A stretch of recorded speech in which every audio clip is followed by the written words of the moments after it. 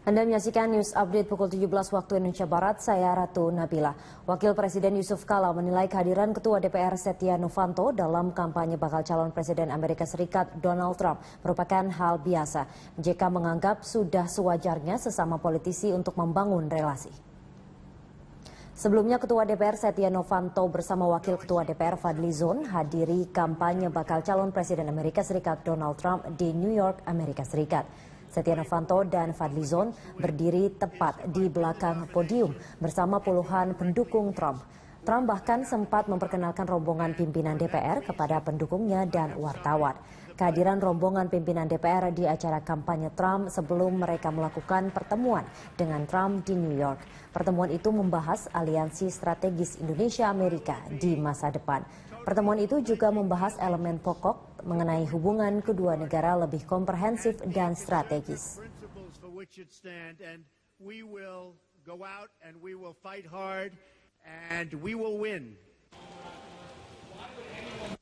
Oh, mau belajar cara kampanye Amerika kali. Enggak, Pak, katanya juga ngobrol investasi dan juga afiliasi Indonesia dan Amerika. Sedangkan Donald Trump juga... Tidak apa-apa lah. Biasa orang politik harus berkawan dengan orang politik kan.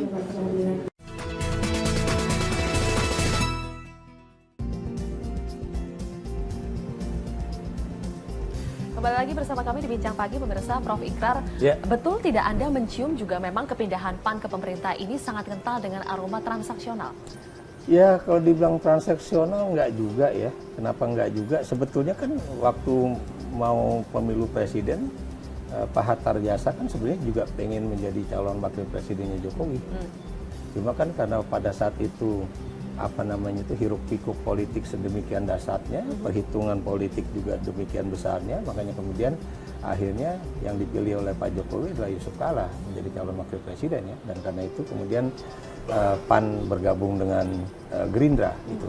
Dan kemudian saya ingin mengatakan bahwa apa yang dikatakan oleh teman saya Reza Patria itu juga ada benarnya ya. Yang Kenapa mana? demikian? Begini, sebetulnya persoalan antara KMP dan KIH itu sudah mulai cair ketika Pak Prabowo itu mau hadir di dalam sumpah presiden dan wakil presiden di MPR. Ya. Itu adalah titik awal pertama mencairnya hubungan antara dua elit politik yang pernah bersaing itu, antara Prabowo dan Jokowi ya. Dan kemudian kalau Anda perhatikan juga ya, memang namanya politik pasti there is no free lunch gitu ya, tidak ada makan siang yang gratis ya. Saya beri contoh misalnya sikap Pak Prabowo, sikap Abu Rizal Bakri, itu kan juga ada konsesi-konsesi ekonominya juga ya. Jadi itu yang harus kita lihat ya. Dan perubahan dari PAN itu dari bergabung dengan KMP ke KIH itu juga bukan karena tadi saya katakan bukan karena misalnya terjadi perubahan pasca kongres ya, walaupun memang pasca kongres itu menjadi lebih mengental lagi karena kebetulan ketua umumnya bukan lagi Pak Hatta Rajasa. Dan kemudian kalau kita lihat ya, di situ ada Mas Sutrisno Bahir yang kita tahu adalah pentolan juga yang mendukung pasangan Jokowi JK di dalam pemilu presiden kemarin ya, dan sekarang dia menjadi ketua majelis partai. Majelis pertimbangan. Majelis pertimbangan partai. Jadi di situ juga kita bisa lihat ya. Dan kemudian kalau kita lihat juga misalnya posisi Pak Amin sendiri ya, terlepas dari pernyataan-pernyataan beliau yang kadang-kadang begitu pedas, begitu ya kadang-kadang orang bilang bisa berubah dari kanan ke kiri ya. Tapi ada satu hal yang buat saya harus kita juga respect dari Mas Amin ini ya, bahwa beliau itu juga memang concern dengan persoalan persatuan Indonesia ya. Itu bisa kita lihat bagaimana beliau waktu tahun 97 itu mengajak kami termasuk juga saya di LIPI ya untuk bergerak menjatuhkan Soeharto misalnya. Jadi di situ melihat bahwa pada titik di mana negeri ini dalam krisis, apakah krisis ekonomi dan krisis politik, disitulah kemudian nalar sehat dari Mas Amin itu juga muncul. Jadi itu yang juga harus kita perhatikan.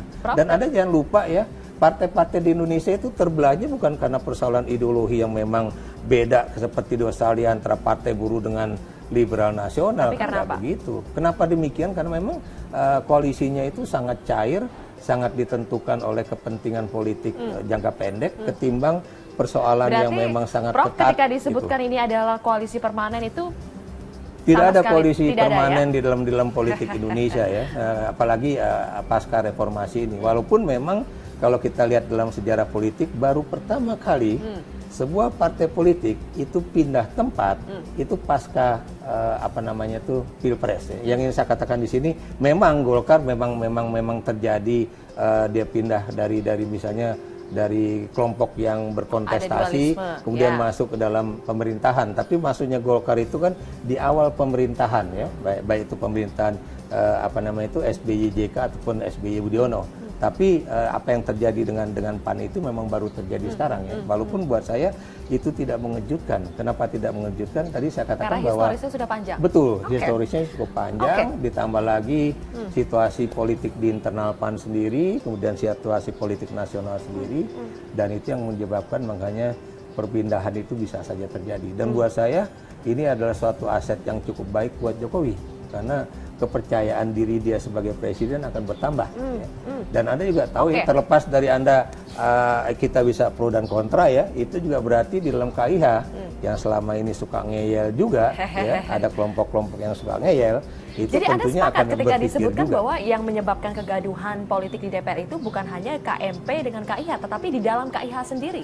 Betul, dan itu sangat betul. Kenapa saya katakan sangat betul ya? Anda lihat aja bagaimana pernyataan teman-teman PDIP di dalam DPR sendiri ya, yang kadang-kadang bertentangan dengan pemerintah justru. Bukan cuma bertentangan, kadang-kadang dalam membuat pernyataan terhadap presiden atau menteri dalam kabinet itu melebihi kadar sebagai partai pendukung ya, bukan partai itu lagi ya. Jadi itu terjadi, termasuk juga dalam hiruk pikuk persoalan Mas luas Edi, ini. sekarang saya ingin bertanggapan. Tadi dikatakan Mas Riza tidak ada makan siang yang gratis, Mas.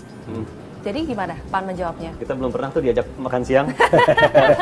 Tapi begini, dukungan kita awal dan kemudian sekarang bergabungnya kita ke pemerintah itu sampai ini yang kita katakan dari awal adalah unconditional, tidak ada kondisi, tidak bersyarat terkait dengan dukungan dan bergabungnya kita pada pemerintah. Jadi kalau dikatakan memang di sini tidak ada no free lunch, memang mungkin konsep itu ada, tetapi pembahasan dan komitmen kami untuk bergabung kepada pemerintah tidak terkait dengan persyaratan apapun. Belum sampai membahas nanti PAN akan dapat apa dari pemerintah, posisi apa begitu? Kita tidak dalam tahap untuk membahas itu pada saat kita bergabung, dan rasanya kita juga tidak akan mensyaratkan. Tapi kedepannya mengharapkan tidak mendapatkan sesuatu? Tidak ada harapan sesuatu. Tidak. Lalu Mas Edi, ya. Kalau misalnya bukan alasan karena ingin mendapatkan jatah posisi, lalu apakah karena alasan tidak ada masa depan di KMP? Saya tidak dalam posisi untuk mengatakan tidak ada masa depan ya. Masing-masing kita ketika berada dalam KMP, kita sudah merasa bahwa KMP itu sangat solid ya dalam menyuarakan beberapa hal terkait kondisi perekonomian, politik ya, sangat solid dan satu suara selalu gitu. Satu suara kan bukannya dalam KMP ada Golkar, ada P3 yang sedang dualisme ini? Oh, KMP itu kan di dalam KMP yang kita duduki itu pada saat itu kan ada Golkarnya Pak ARB dan P3-nya Pak Jan Farid.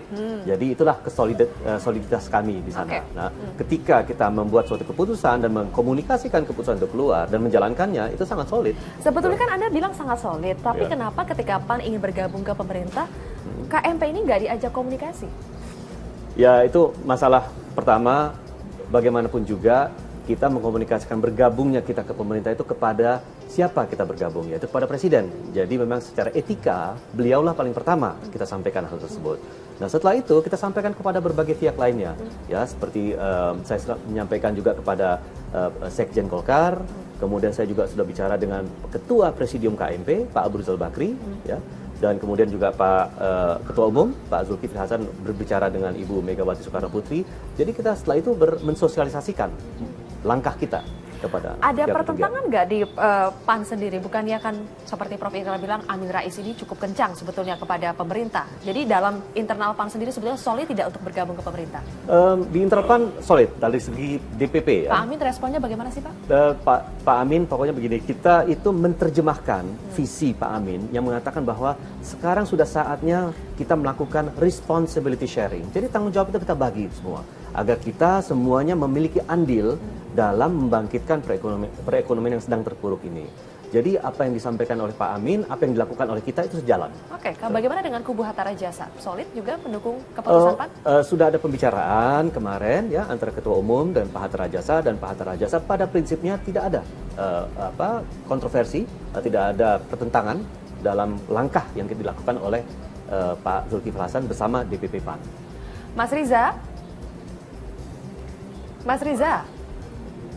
Halo? Halo, ya gimana? Oke, Mas Riza, ini kan PAN belum secara resmi mengajak berkomunikasi partai KMP ya untuk sebelum pindah. Tanggapannya seperti apa, Mas? Sakit hati nggak sih tiba-tiba udah pindah saja padahal belum diajak komunikasi? Jadi yang pertama ya, bagi KMP, apalagi Gerindra, apalagi Pak Prabowo ya, sejak awal beliau Pak Prabowo menyampaikan kepada kami kader Partai Gerindra ya, Gerindra harus siap bahwa pada saatnya nanti begitu suatu saat akan ada partai yang keluar dari KMP begitu. Jadi sudah memprediksi, Mas. Gerindra siap kalaupun harus sendiri gitu. Tinggal sendiri. Ya, kemudian yang penting ya bagi beliau, bagi kita Gerindra ya, bukan berada di dalam atau di luar pemerintahan. Yang penting sejauh mana Partai Gerindra dapat menyuarakan, dapat memperjuangkan aspirasi masyarakat, mensejahterakan masyarakat.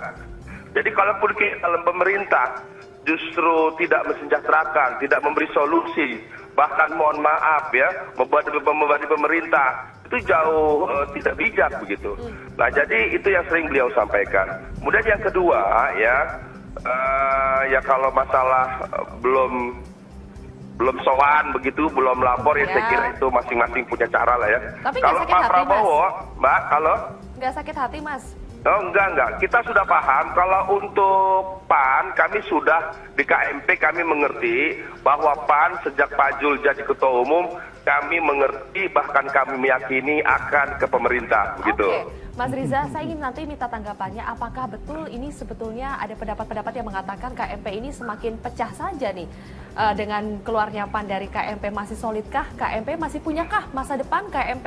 Dijawabnya nanti, Mas. Dijawabnya nanti ya, usai jeda terlebih dahulu. Kita harus jeda terlebih dahulu, pemirsa. Tetaplah bersama kami.